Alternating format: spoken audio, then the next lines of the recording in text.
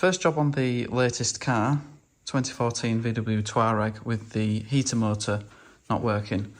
The problem has been present since I got the car a couple of months ago, but hasn't really been an issue with the pan roof open until we decided to have a heat wave in September.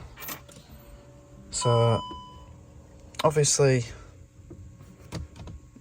easy to tell that your heater motor isn't working.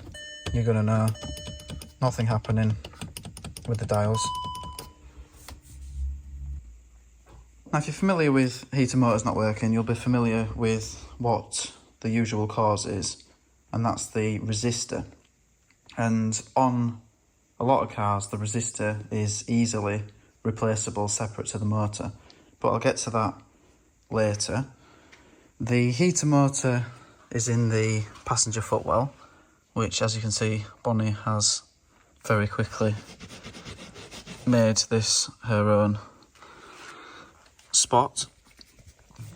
You don't need to remove the glove box, but I will for the purpose of giving a clearer view of the heater motor and the matrix under here. Remove this cover from the side here.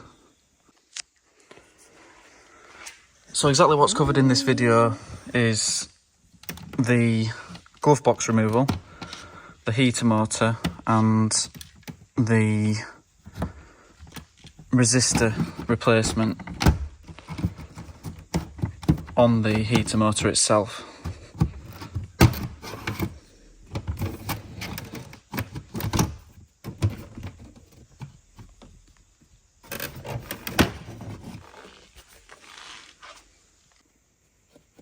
So we've evicted Bonnie from the front footwell, and now we can get to the kick panel. So you can already see the heater motor here, but to get to it we need to remove the kick panel, which has 3 T20 Torx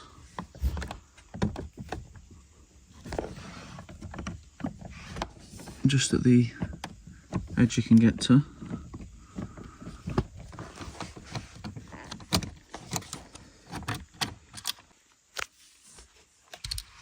So 3 screws removed.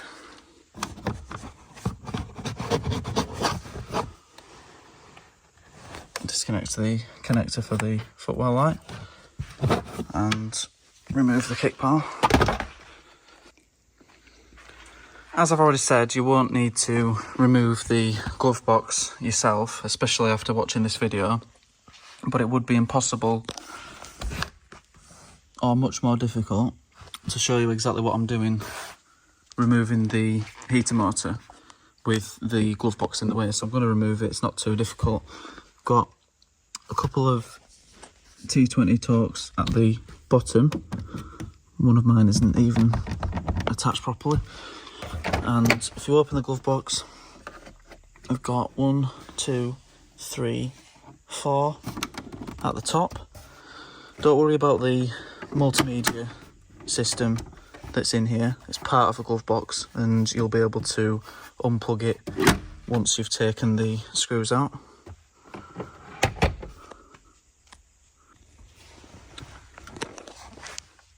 The angle of these screws makes it a little bit difficult to get some of the tools in there, so you may want a ratchet with a short extension, or what I've done is attach this flexi extension.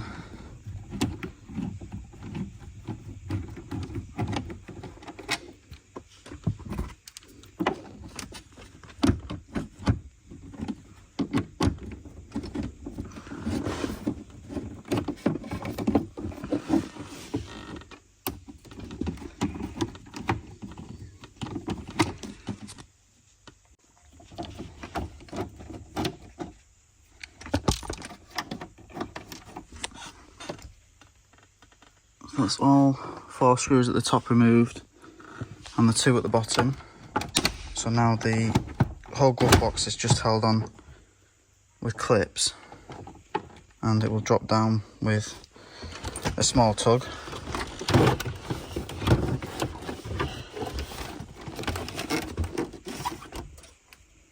So you've got light connection at that side, got the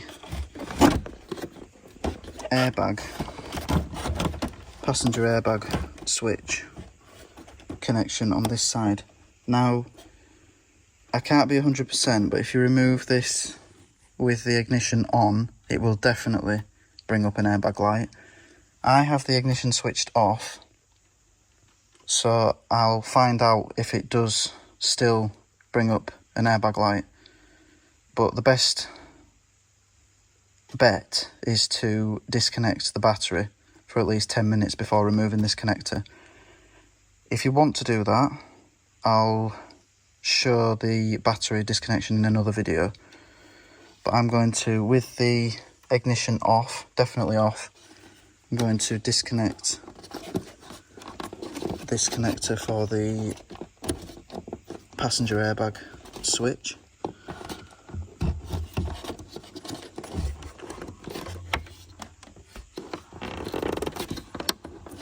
There's a little tab there that you can't quite get to.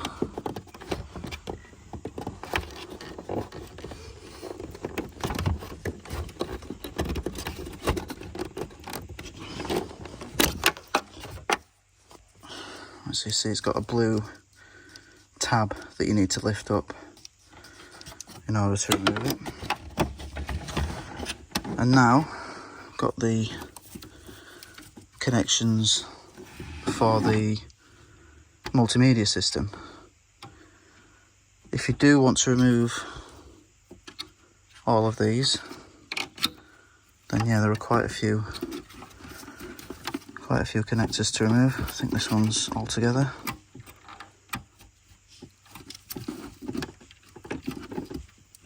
Yeah, so this one here, push the tab,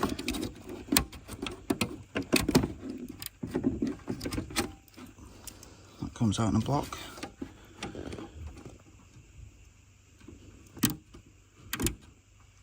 So these ones also lock. Pull the lock up.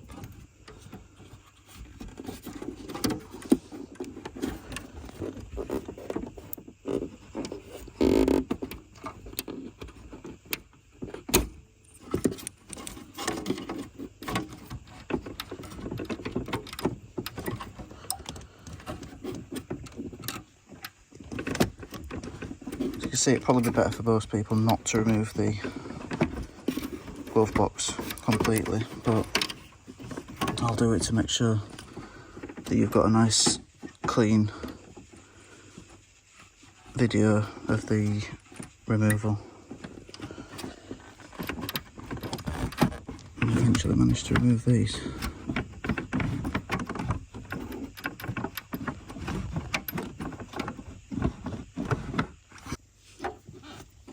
And much easier with two hands. Unfortunately, it's very difficult to get a camera in the position I need it to record. But if you've got two hands, then you can just press the tab with one and lift the connector here with the other.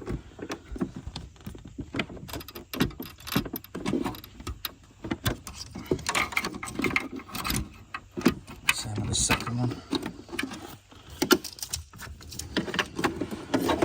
That's all the connectors removed. All you've got is this, I think it's something to do with cooling. But anyway, it's just a rubber hose. And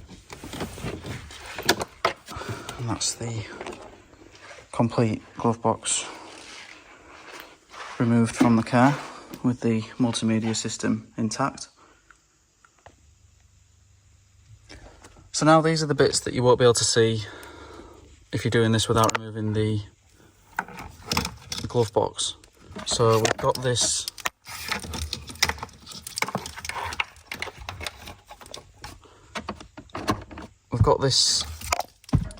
Try tucking that out of the way. Right, we've got this air channel for the footwell air supply. It's got a tab up here that's quite difficult to remove from underneath. That should be a lot more problematic to remove. It's clipped on up here, and also this shouldn't just drop out. So I believe that prior to my ownership someone has looked into this issue, because this screw here was obviously broken and these parts shouldn't have dropped out so easily.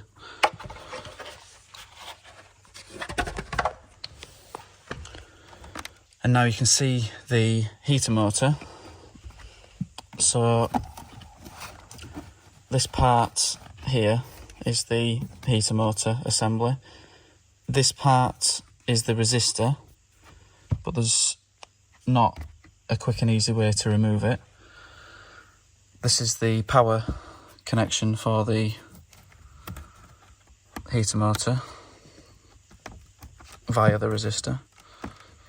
So that's plugged into the resistor. Undo that. And then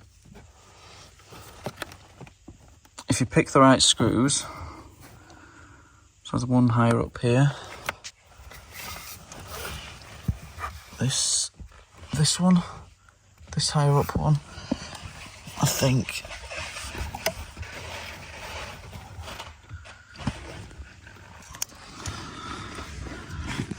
One here, one here.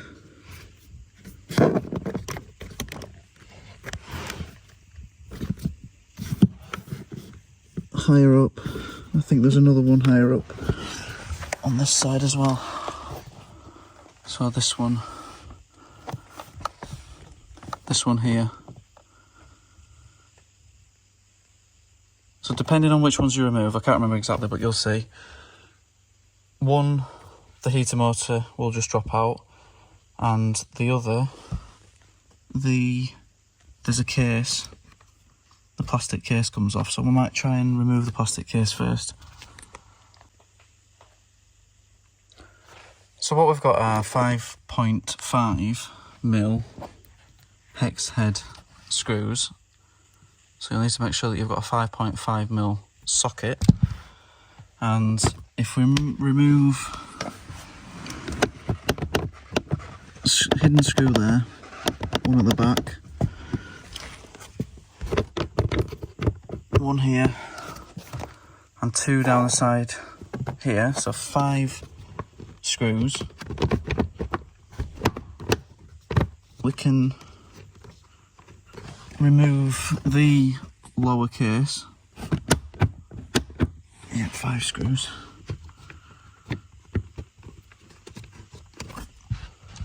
So some of them are a little bit awkward, so I've got the flexi drive bit again, and you know you'll need 2 hands, which obviously I can't show you, to get the head on the screws. These wiring harness does move, but you'll have to hold it. So I've pulled the top 4 out. Let's drop this 5th one out of the way, and this drops the cover underneath the heater motor. Now another thing that stops heater motors far easier than you'd think are small twigs and leaves. So if you remove this cover, you can check if there's anything physically blocking the heater motor from turning. And as you can see on this one, there isn't. So now to drop the heater motor completely, just these 2 screws at the front are actually slotted, so I believe you may only need to remove one of them completely.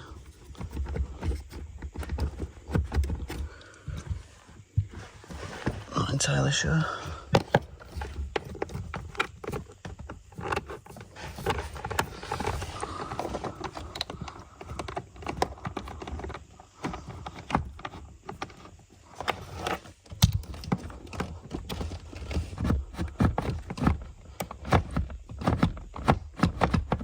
Maybe we'll just remove it completely. But as soon as this screws out, it will drop. Yep.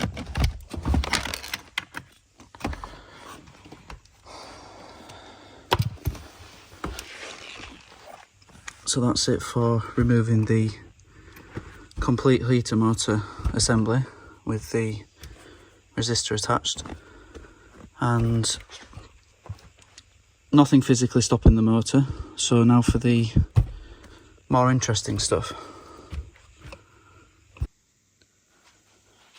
What I've done is made up a couple of short test leads in order to be able to provide direct power to the heater motor itself.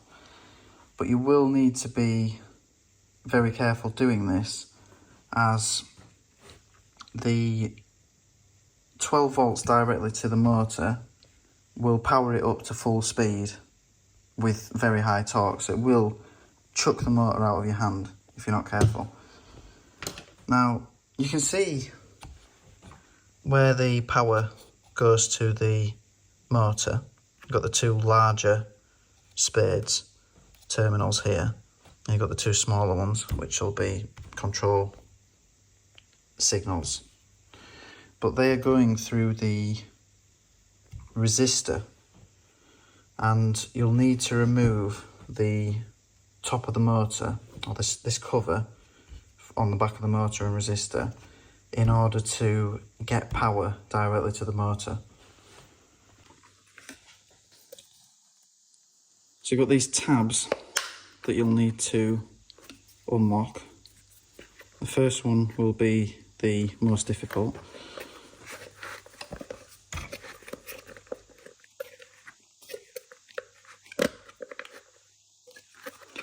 You just need to get them so that they're sat in the unlocked position while you unlock a few more of them.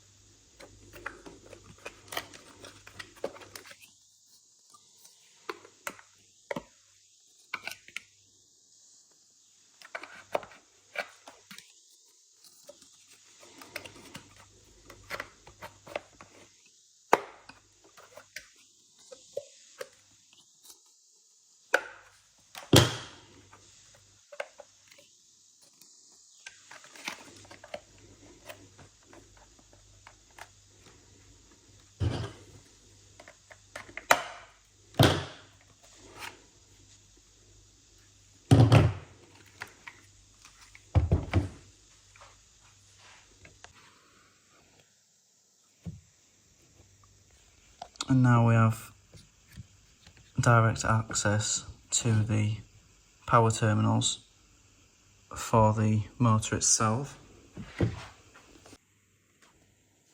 You'll be able to get these terminals off. What I'm going to do, so that I've got easier control with my hands, is directly connects the negative to the battery, and then I've got a sort of probe terminal on the positive that I'll just touch on the positive. Now, if you are going to do this, bear in mind that if it works, it's going to spin up very, very quickly. So I'm just going to touch it on very, very briefly. to see if it works. I'm talking immediate, full torque, full speed. So you're just tapping it on to see if it works, that's it. And be prepared for it to absolutely fly out of your hands. But as you can see, the motor is working, which leaves the resistor. So at this point, I know that the motor works, and therefore all I want to replace is the resistor. So I ring the parts supplier. In fact, I ring a few parts suppliers. It's not a stock item. I call VW. They can't get you just the resistor. They will supply you the entire motor assembly with resistor for £345 plus VAT. I believe that was a trade price as well. So very, very, very expensive. Looked on eBay, and the cheapest aftermarket one was still £220, but no one in the UK or Europe, I believe, selling these heater motor resistors for the Touareg / Cayenne. So this is a Touareg 7P, I believe. So if you are looking at prices online, make sure you are looking at the newer shape Touareg and not the old one. The motor has a few part numbers on it, which you can look up online, and they don't really help all that much, except I think it was this F code here. Yeah, that F code, which I finally managed to cross-reference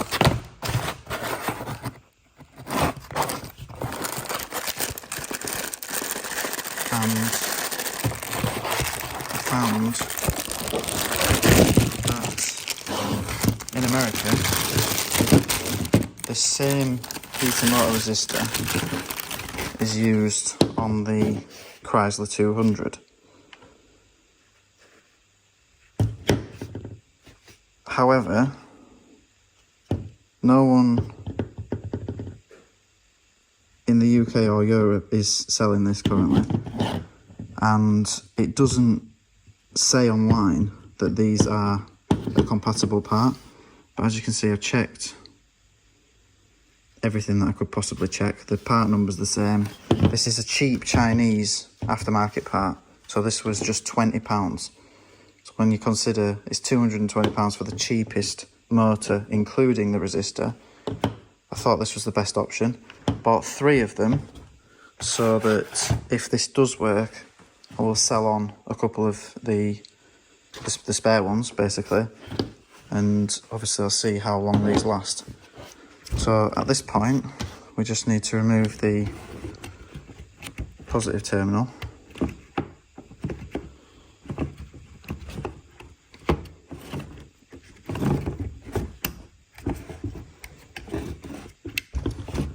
I've got a clip at both sides, and as you can see, the plastic is removed on this side. So we did attempt to see if there was anything that we could do to repair the original module, but it is a full-on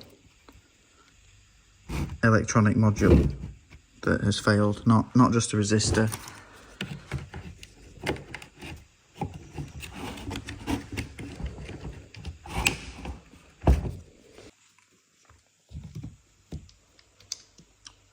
So if this repair does work, and we've cross-referenced this VW heater motor resistor to this Chrysler 200 one, then this should provide a much cheaper fix for everyone with this shape VW Touareg and Porsche Cayenne, instead of being charged over £400 by the dealer to replace the whole assembly, which isn't required. I'm going to connect this back up, put the case back on, make sure everything's all secure, refit it to the car and test it.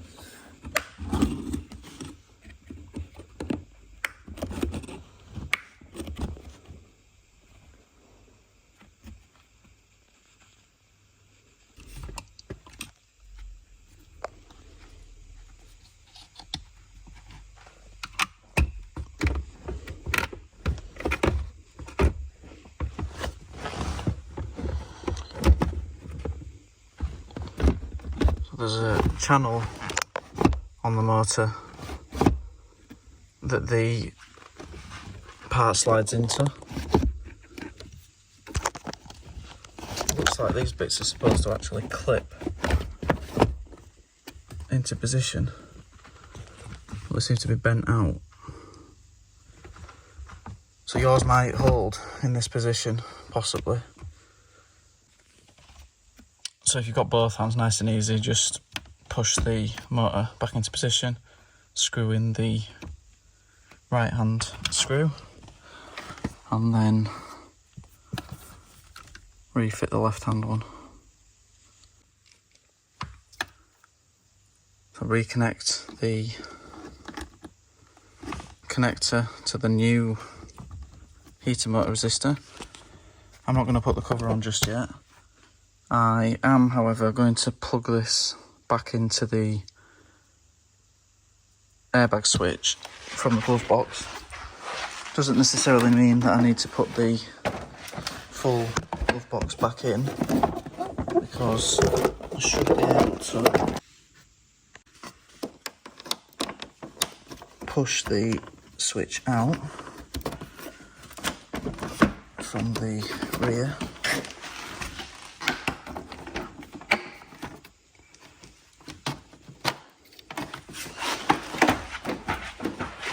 And just connect that for the time being. And hopefully, if it hasn't triggered the airbag warning light with the ignition off, you won't need to disconnect the battery.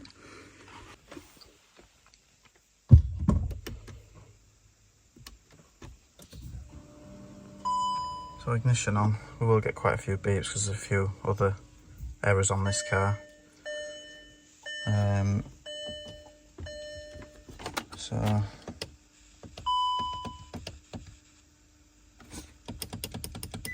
still not working.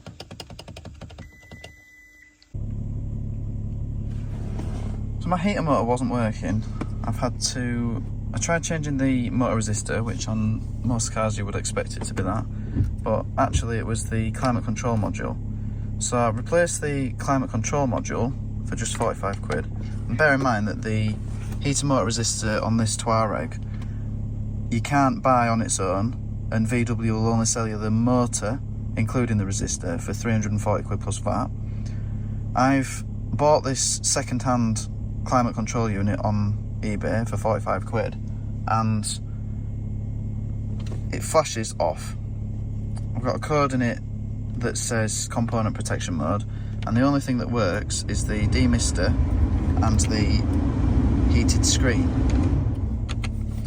Apparently this is to do with security and theft, but this is going to cost me £100 to have unlocked at VW. I've tried Autel, I've tried Autologic, I've not been able to find anything, and I've looked online and the internet doesn't seem to think that it's possible to sort it out without going to the dealer. Apparently it has to be connected to the mothership to get this sorted out. So here I am at VW. Absolutely no choice. So I just finished at Marshall's VW in Scunthorpe, and I was going to hold a grudge about paying £99 to have this sorted out, but I've spent a good 20 minutes to half an hour speaking to the technician about the car and jobs on it. Very, very helpful. And I've ordered some mats for the full car and got a nice discount. I'm not normally a big fan of spending time at the dealers, but I'm really, really impressed with the service that I've had here. So yeah, I based on the technician's advice, I've had my money's worth, and I'm very, very happy that my climate control, fan motor, everything is all working now.